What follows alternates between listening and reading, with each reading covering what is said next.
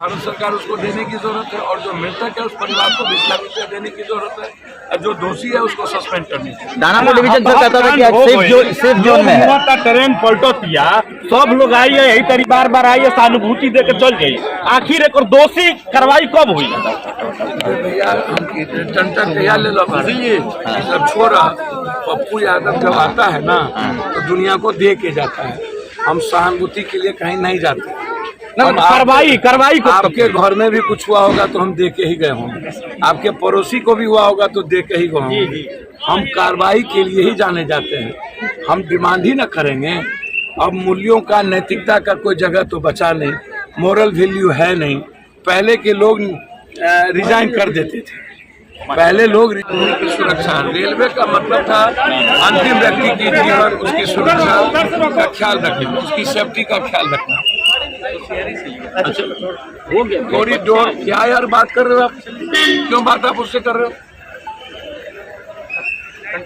इसीलिए मैं बहुत क्लियर हूँ इस मामले में कि भारत सरकार जिस तरीके से रेलवे की इम्पोर्टेंस को ख़त्म की, पहले 2 बजट थे, रेलवे बजट पर फोकस हुआ करता था, उस पर जितने टैक्सेस, जितना हम आम आदमी से पैसा वसूलते हैं, एक तो कोरोना के बाद रेलवे की संख्या घटा दी गई और जो जर्जर स्थिति बनती चली जा रही है। अब रेलवे प्लेटफॉर्म की स्थिति क्या है?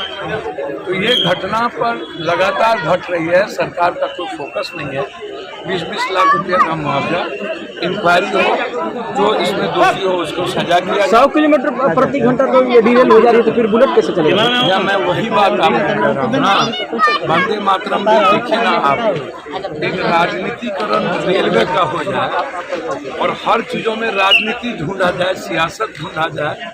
कृषि है, आपको क्या कहते हैं, अस्पताल है, एजुकेशन है, रेल है, इन सब चीज़ों में राजनीति को नहीं ढूंढी जा सकती। ये कंप्लीट जीवन से जुड़ा सवाल है। बिजली है, अब बिजली हर आदमी को जरूरत है, रेल हर आदमी की नीड्स है।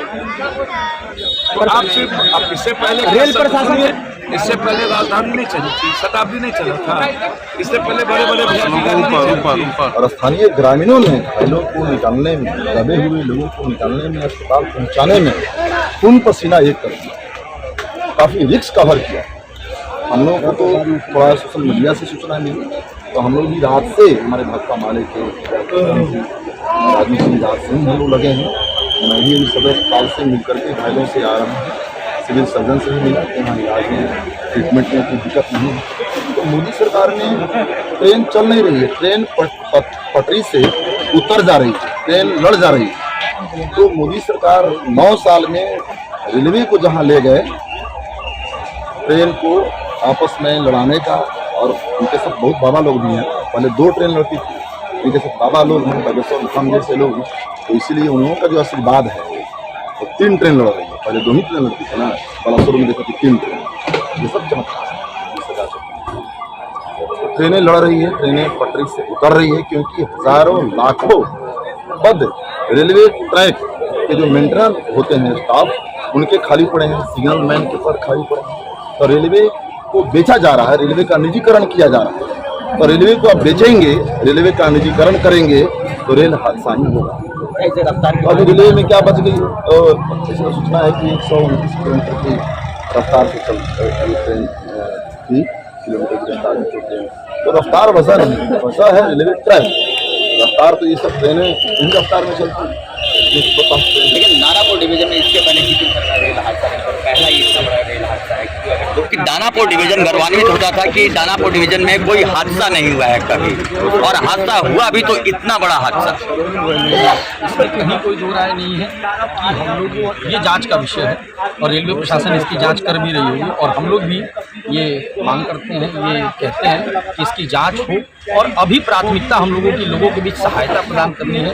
हमारे पार्टी के तमाम पदाधिकारी, आदरणीय संसदीय दल के अध्यक्ष विलास पांडे जी ने जहाँ से चुनाव लड़े, उन लगातार मेरे संपर्क में हैं, उन्होंने मुझे यहाँ भेजा, आदरणीय राष्ट्रीय अध्यक्ष जी ने मुझे यहाँ भेजा कि आप जाइए, जाके जो भी पार्टी के जितने भी हमारे पदाधिकारी हैं, कार्यकर्ता हैं, लगातार लोगों की सहायता के लिए, हमारे प्रखंड अध्यक्ष जी, हम लोग लगातार कम से कम 10 बार बात कर चुके हैं रात में, हमारे तमाम पार्टी के वरिष्ठ पदाधिकारियों के संपर्क में हैं और इन्होंने जो सहायता प्रदान करने का प्रयास किया है और आगे भी कर रहे हैं, इसके लिए क्या सर इसे रफ्तार की मार्ग कहा जा सकता है?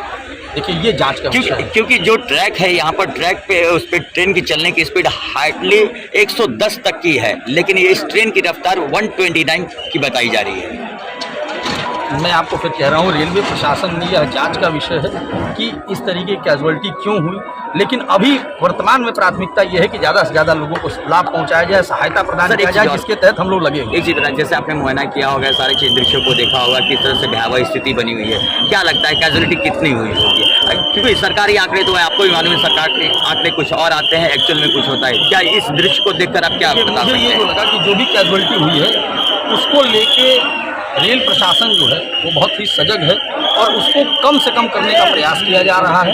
और तमाम यहाँ के गांव के समाज के जो भी लोग हैं, पार्टी के जो लोग हैं, हमारी पार्टी के जो लोग हैं, क्योंकि मैं अपनी पार्टी के लोगों के संपर्क में हूँ, वो ज़्यादा से ज़्यादा लोगों को सहायता पहुँचाने के लिए प्रयास कर रहे हैं। लोगों की अगर माने तो उनका कहना है कि निजीकरण एक सबसे बड़ा मुद्दा हो गया, कि निजीकरण करने की वजह से ही इस तरह के हादसे लगातार हो रहे हैं, क्योंकि पहले इस तरह के उतने हादसे नहीं होते थे। लगातार जो हादसे देखने के लिए मिले निजीकरण के बाद ही, क्योंकि ट्रेन की रफ्तार तो आप बढ़ा रहे हैं, लेकिन स्टेशनों के रख रखाव उस पर आप विशेष आपका ध्यान नहीं जा रहा है। लेकिन मैं आपको फिर से कहूँगा, ये सारे मुद्दे, ये बात के मुद्दे हैं। अभी प्राथमिकता ये है कि लोगों को ज़्यादा से ज़्यादा सहायता पहुँचाया जाए और हमारी टीम और हमारी पार्टी के तमाम पदाधिकारी इसके लिए प्रयासरत हैं। बहुत बहुत धन्यवाद। दोस्तों, आपने देखा कि किस तरह से एक भीषण रेल हादसा हुआ और इस रेल हादसे में लगभग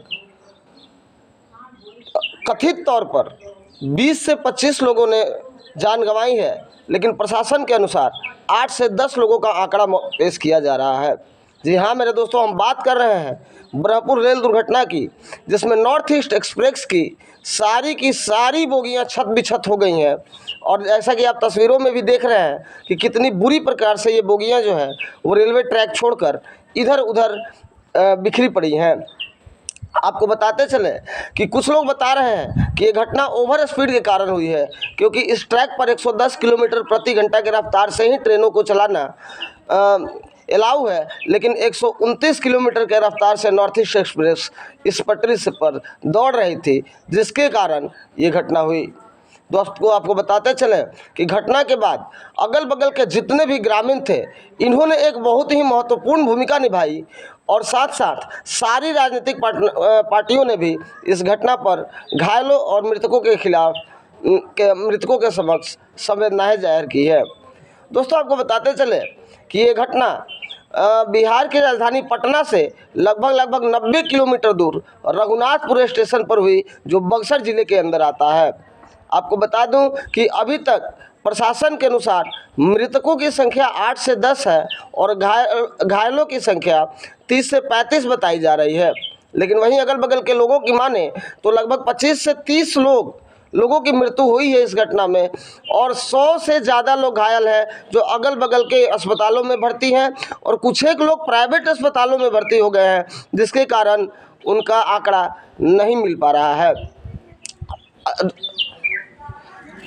विभिन्न राजनीतिक पार्टी के नेता भी घटनास्थल पर पहुंचे और आप देख रहे हैं कि जन अधिकार पार्टी के सुप्रीमो पप्पू यादव के साथ साथ लोक जनशक्ति पार्टी के छात्र नेता यामिनी रंजन मिश्रा जी पहुंचे। यामिनी रंजन मिश्रा जी ने बताया कि संसदीय बोर्ड अध्यक्ष हुलास पांडे भी इस घटना पर नज़दीकी से नज़र बनाए हुए हैं और पल पल की जानकारी वो छात्र नेता के थ्रू ले रहे हैं। इसी के साथ जन अधिकार पार्टी सुप्रीमो ने भी अपने तरफ से अच्छी मदद पहुंचाने की कयावाद की और उन्होंने बताया कि पप्पू यादव कहीं कुछ लेने नहीं बल्कि कुछ देने जाते हैं। वहीं अगर देखा जाए तो अगियाँव विधायक मनोज मंजिल भी मौका पे पहुंचे और वहां पहुंचकर उन्होंने लोगों के प्रति संवेदनाएं जाहिर की और इस घटना की जांच की बात की। दोस्तों, इसी के साथ बहुत सारे नेता पहुंचे, लेकिन सबसे महत्वपूर्ण रोल घटना स्थल के अगल बगल के ग्रामीणों का दिखा। सारे ग्रामीण टूटकर रेलवे लाइन पर पहुंचे और सब किसी न किसी तरह लोगों की मदद करते नजर आए। कोई छोटे बच्चों को दूध पिलाते नजर आया, तो यहीं पे कोई जो है घायलों को निकालते दिखा, तो कोई अस्पताल पहुंचाने में पुलिस का सहयोग करते दिखा। वहीं उसी तरह से जितने भी छात्र नेता हैं और हिंदूवादी संगठन है, वो भी एड़ी छोटी एक करके जुट गए हैं। केसरिया हिंदू वाहिनी के कार्यकर्ताओं ने भी पूरी तरह से जुट करके और पीड़ितों की मदद की तथा साथ ही जितना बन पाया उतना मदद अभी भी वहाँ कर रहे हैं। आपको अंदेशा है कि शाम तक आवागमन क्लियर हो जाएगा। अभी भी पटरी को ठीक करने का काम चल रहा है, बोगियों को क्रेन के मदद से सीधा किया जा रहा है। राकेश कुमार पांडे की report, news 555 days, Patna, Bihar.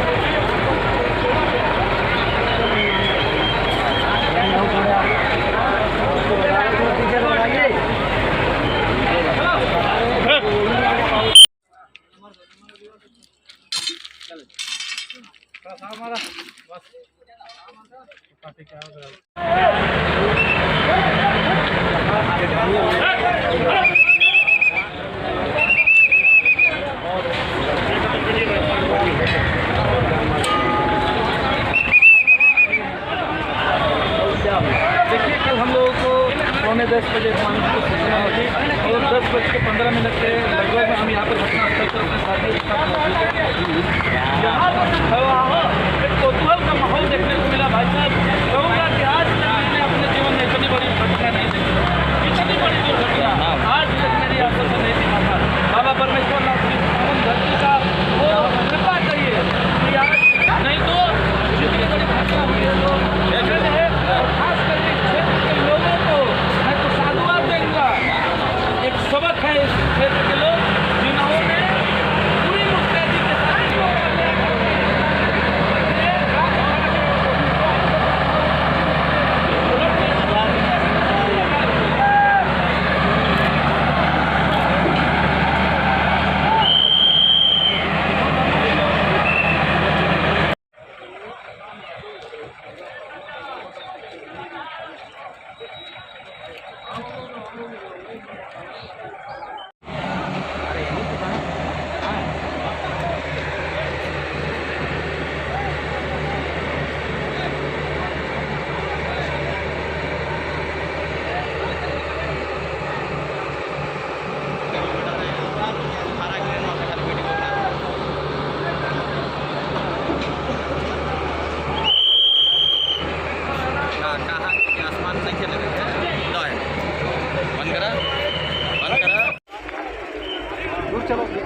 Sir थोड़ा सा हम लोग खुद ही सर वैसा करके कर रहे हैं।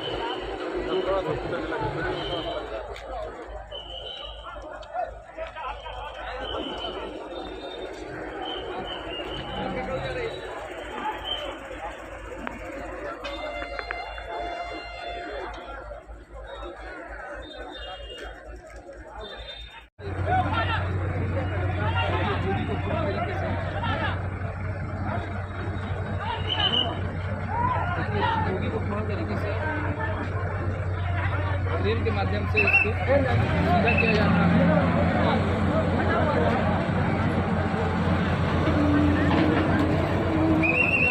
राहत बचाव कार्य जो है लगातार यहाँ पर चल रहा है।